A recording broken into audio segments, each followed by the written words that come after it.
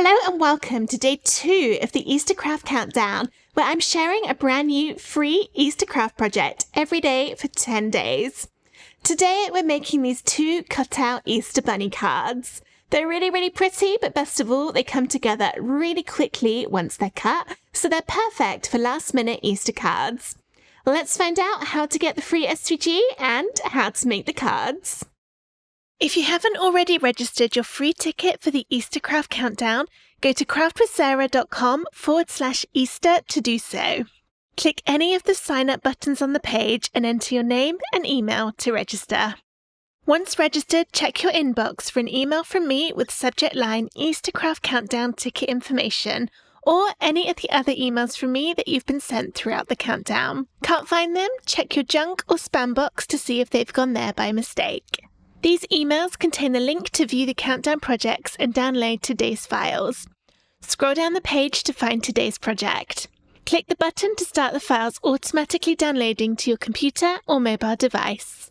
Each download is only available for free for 24 hours after it goes live. If you've missed some, check out craftwithsarah.com/Easter bundle to purchase immediate and ongoing access to all of the files from the Easter Craft Countdown. Each file will also be available to purchase individually from my SVG shop once the free version has expired. All downloads come in zip folders. You need to unzip them before you can upload the files into Cricut Design Space. After you've downloaded and unzipped the folder from my website, it's time to get the files into Cricut Design Space. Open up Design Space and start a new project, and then into Upload over on the left, and then Upload Image. You can then click Browse to find the files on your computer, or drag and drop them in. Make sure you choose the unzipped version of the folder, and then within there's another folder called SVG Files. Go into there, and then you can see the 2 different cards. And I think I will start with the first one. That seems like a good place to start. So I'll click and drag the first design in, and this is what it looks like. You can see that it comes with the envelope template there, which I've already sized to match the card. Press Upload, and then it will appear under your recent upload, so you can click on it to get the green border, and then press Add to Canvas. Now, for some reason, these aren't loading in at the exact size I actually wanted to cut them out at, so we need to be a little bit clever in Design Space to get them resized. First, I'm going to ungroup my layers by pressing Ungroup on the top over here, and then I'll drag the envelope away from the card. When I click my card, it's showing at just over 5 inches wide, which is actually going to be 5 inches tall because obviously this is showing lengthways at the moment, and I want mine to be more like 5 inches. So you can either select everything by pressing Select All, and then drag it all a little bit smaller, click away, click back to the card and see what size it is. That was actually pretty accurate. You're not going to tell that's not exactly 5 inches, so that worked well. The reason you need to do Select All is so that you resize the envelope at the same time you're resizing the card. Otherwise, it won't all match up again and your card might not fit, which would be bad. The other way you can do it, if I just make that bigger again by undoing my resize, is to go into Shapes and choose a square. The card is almost square. It's a little bit off just because of how the eggs are done on the front. So if I made this 5 by 5 and position it, let's go for the back of the card, and then select everything, press Shift on the keyboard and choose the square layer to deselect that one. We want that one to stay the same. Then you can resize until the edges of the card hit that square, and that's just another way to do it. So now I see I've just got that just under 5 inches, but you wouldn't even tell that that wasn't quite 5. That's just a tiny little 0.003 of an inch, very small. We need to do a little bit of formatting on the envelope before it's ready to cut out, and that is to change this blue square into a score line. What I'm going to do is rename some of these layers to make this easier. my blue square. Let's double click there and type in score. And then the one underneath, which is kind of the rectangle squarey shape out of the slight off-white color, I'm going to rename that to attach to this. Now I can click on my envelope, ungroup the layers, and then click on that score line. If you don't have a scoring tool for your Cricut, then delete that layer. But if you do, then you need to change it so that it turns into a line which will be scored. Click on it and then go into the operations drop down and choose score. And now when you click away, you see it's a dashed line. We're not quite done yet though, because we need to tell the Cricut that we want it to do the score line on that layer underneath. So I'm going to click where it says score in the layers panel, press shift and choose the one that I renamed to attach to this, and then press attach. This moves it to the top of the layers panel. To put it at the bottom again, go to arrange, center back. If you want to recolor the card, you can click on the layers in the layers panel and then change the colors in here. So maybe I'll go a dark purple for the top one and then a light purple for the bottom. This is now ready to cut, so I'd go to make it and it will separate out all my layers. Here are all the parts of my envelope. And I've got one which is showing on a different mat at the moment. I think I can move that. So let's click the three dots, move object, and choose that other one. That'll fit easy. There you go. So that's a nifty little trick to use up more of your cardstock. The empty one here now will disappear when we connect to the Cricut. I've then got my front of my card here with all of these little intricate cuts on, and then my card base down here. One thing I haven't done, which actually would be quite helpful, is to add a score line to the middle of my card so I know exactly where to fold. So let's cancel out of there. And then I'm going to click my card, here it is up here, and ungroup it to separate out the intricate bit from the main card base. Go into, I'll click this first actually, and just copy that number. Then choose a score line under shapes and change it to exactly that number. That didn't actually copy the first time. Let's try again. Control and C to copy 4.997. There we go. I need to rotate it 90 degrees. Then I can have that selected, press shift and choose the base card and go align, center to put it exactly in the middle, and then press attach. And then let's drag that one on top again. You don't need to reposition it. It doesn't actually matter or affect the cut, but I just like seeing how it's going to look. Now when I click make it, my card has a score line on, so it's going to be much easier for me to know where to fold it. So then you could click continue to connect to your Cricut machine and go ahead and get everything cut out. I'm going to do that in a moment, but first I'll show you what the other Easter cutout card looks like when we load it into Design Space. This time I'm going to select the second SVG file when I'm uploading it, and here it is. It looks very similar to the first. Press upload, and then click it in my recent uploads and press add to canvas. I did start a new project just to load this one in to show you the difference. Now don't worry that this all looks black and white at the moment. It's because it's going to cut out the little shapes in the middle and then you'll be able to see the colour underneath peeking through the gaps. I would do exactly the same kind of formatting that I did last time.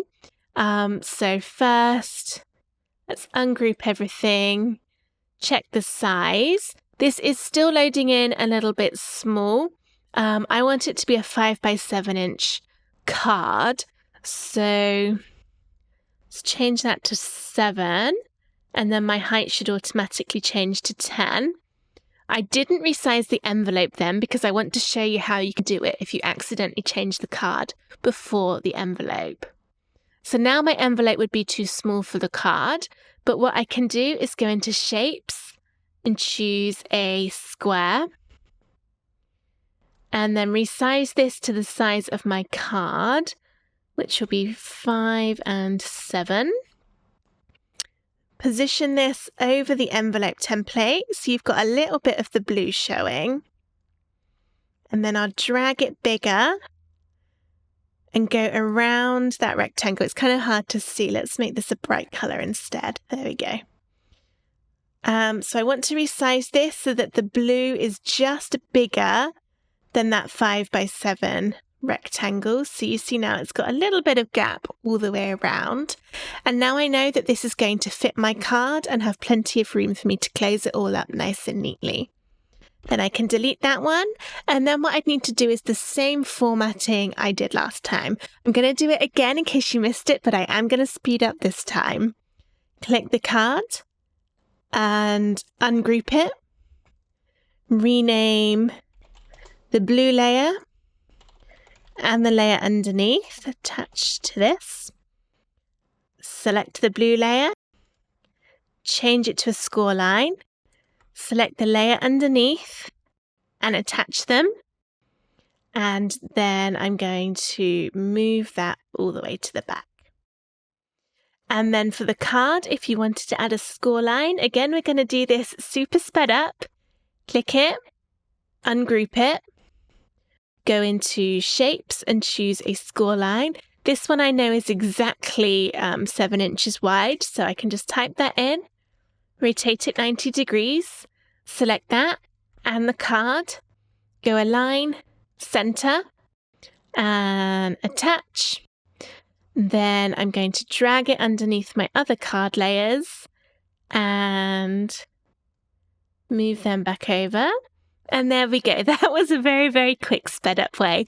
So you can see that although it is a few extra steps at the beginning, once you've done it a few times, it really does get nice and quick to add in all these little bits to make your projects easier to make. So go ahead, get your cards cut out, and then I'll show you how to stick them together. Here's one of my cutout cards, all cut out. And they go together really, really easily. I'm going to fold down my score line. Get that nice and burnished. And then for the cutout piece on top, you can either glue it on or you can raise it up with some 3D foam pads. I think I'm going to do the problem is, if you do the foam, you're going to get all the shadowing and it's not going to be as visible as if you glued it. Let's glue it. I changed my mind so easily. So it's completely up to you if you want to foam it or glue it. I'm going to add some extra decorations on when it's all finished to give it a little bit more, even more excitement. Try and put some glue inside the bunny bit just to make sure that's going to stick on nicely. I'm not going to try and get the glue in all those swirls. That's just looks too much like hard work. Okay. It should have an even amount of your base card colour all the way around the edge. Like that. And then I'll leave that to dry and bring on the other card. This one has a few extra things we need to do. You'll see on it you've got these cut lines here, and these are because we're going to pop up the edges and just sort of gently bend them upwards to create a little pop out effect. So I'm going to do that first, I think. So I'm not quite folding these, I'm just sort of bending them slightly along all of these single cut lines.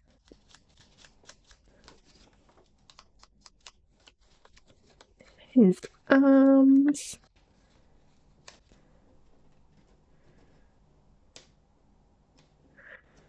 Okay.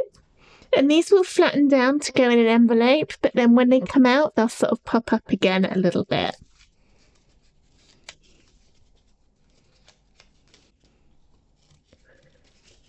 His tail. there.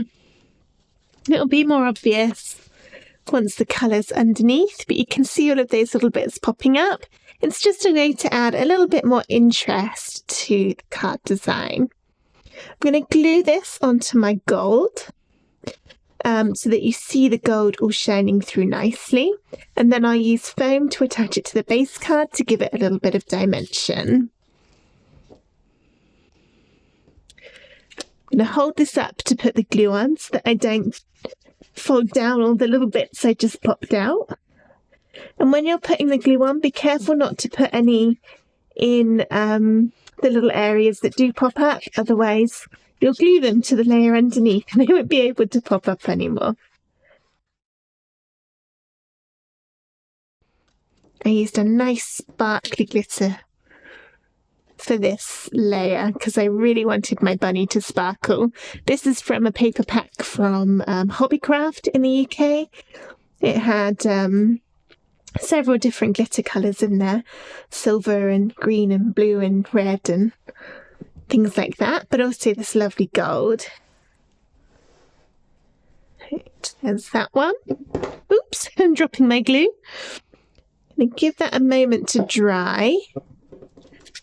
Let's fold the base card in the meantime. Again, that's got the score line on it, so just fold it straight down there.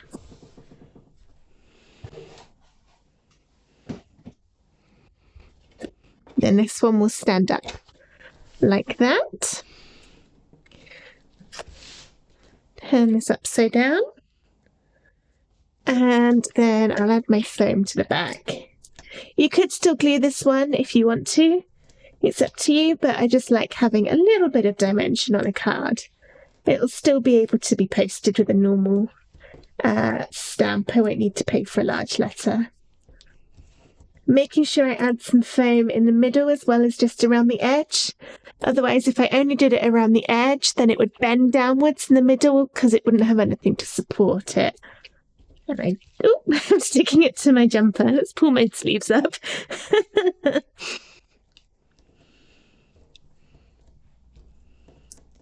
I like wearing jumpers with baggy sleeves. I have a lot of them, but it does not make for easy crafting. Now I'm going to peel the tops off of all these foam squares to reveal the stickiness underneath.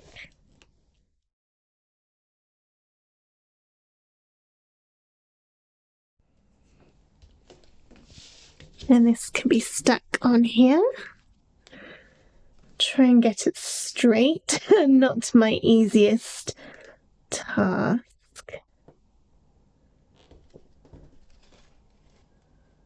That's pretty good, I think. There we are. Just need to pop some of these out a little bit again.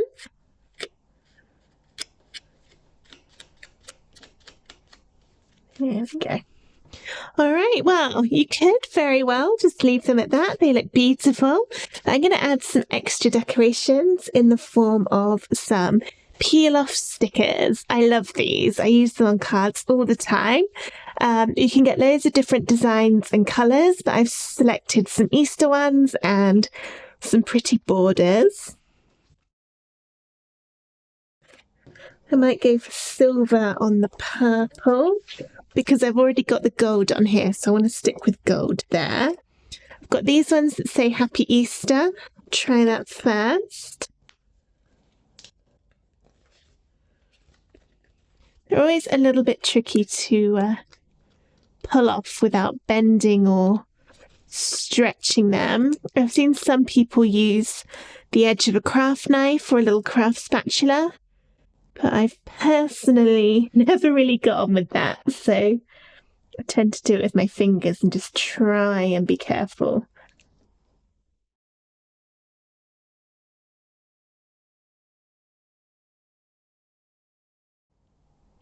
The nice thing is you can sort of move them about a bit if it's not quite straight. I've then got these little Easter egg stickers as well, so I'll add a few of those. Just filling in a bit of the gaps on the card. You can get these in most craft stores or on Amazon or eBay.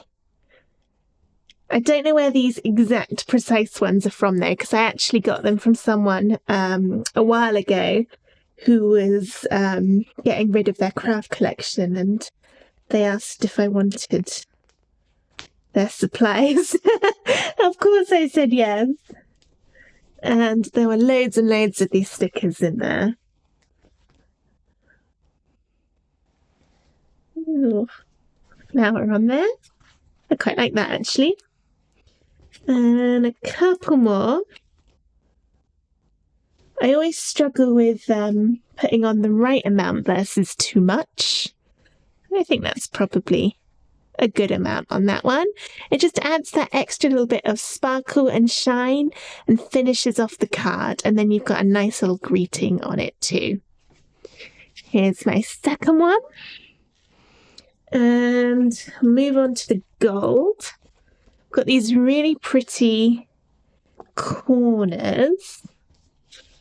These ones are actually nice. I wonder if there's enough space for them though.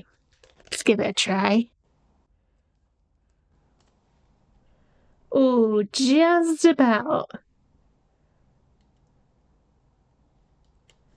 One.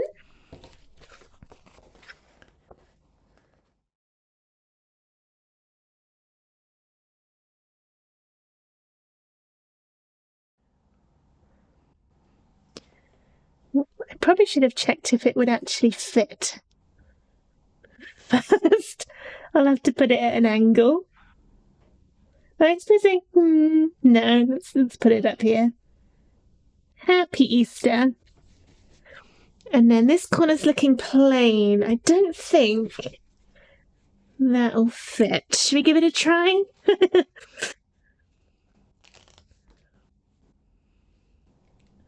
Oh, it will. Didn't mean to drop that. Well, it's kind of in position. It worked out okay. So there we go. All right, I'm happy with that. So there's my second card now with my shiny little gold peel-off stickers. And there we have it, our 2 cut-out Easter cards, all finished.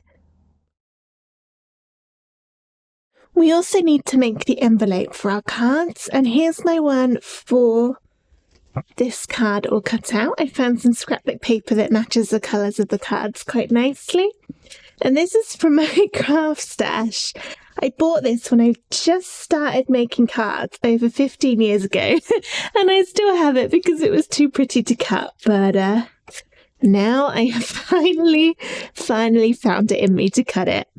The envelopes for both cards go together in the same way, so I'll just show you with this one, and I'm going to start with my middle piece, and we've got our score lines down the edges. Turn it upside down and fold up along those score lines. Then I'll open it out again and get my double-sided tape runner. You could glue it if you prefer, but I like the tape because it means it's all stuck straight away. You don't need to wait for it to dry. And you can either use the tape that comes on a roll, or I've got this tape runner, which I love because it makes it even easier. So I'm going to run down all of these sides up into the score line, but don't go further than that score line.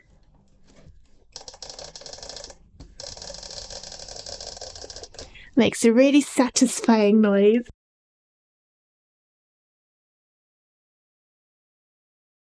I'm now going to position all of the flaps around it, and you need to make sure you get these in the right order because 2 of the flaps have straight edges on them and 2 of them have slanted edges.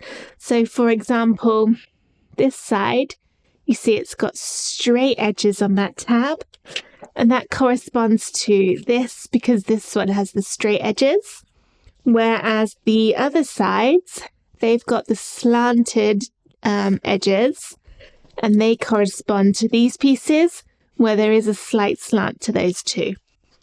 So you just want to make sure you're sticking them the right way round.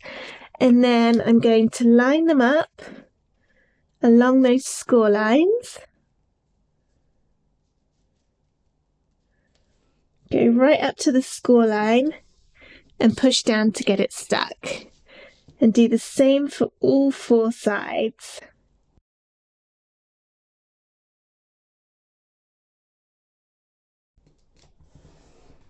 There. Now we can make up the envelopes. We're going to fold into with sides. It doesn't really matter which ones, but I prefer to do the ones with the straight edges and then have the slanted one, which will go on top. Nope, that's the wrong way round. What am I talking about? I want the slanted edges in first and then this one over the top so that it joins in the middle. You see, when I tried doing that the other way, it didn't quite fit. It didn't quite overlap it. Oh dear, I'm getting myself all confused.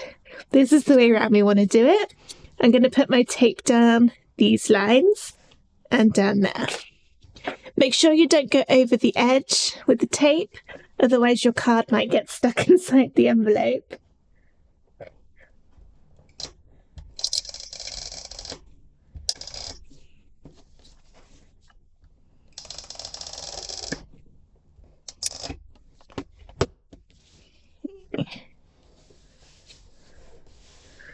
There we go, so that's my envelope made. Let's do the moment of truth and see if my card's going to fit in. Perfect. And then all I'd need to do is stick this one down once I've obviously written my card and put it in there. So you could either tape it down or glue it, or you could use some washi tape on the outside or a little sticker or a wax seal. There are loads of different ways in which you can seal your envelope. If you're using patterned paper like this, then you might want to print out the address on a separate bit of paper and stick it on the front to make it easier to read. I have a separate video on how to do that, so I'll drop the link to that one in the comments of this one. I've also made up the envelope for the bunny card, and by coincidence I had the same paper in the matching colours, so I went for that one. And he just slides out all nicely too. So there are my 2 cards and my 2 envelopes. I hope you enjoyed this video for day 2 of the Easter Craft Countdown on how to make these cut-out Easter Bunny cards. If you did, please give the video a thumbs up, and I hope to see you again tomorrow for day 3 of the Easter Craft Countdown. Thank you for watching. Bye!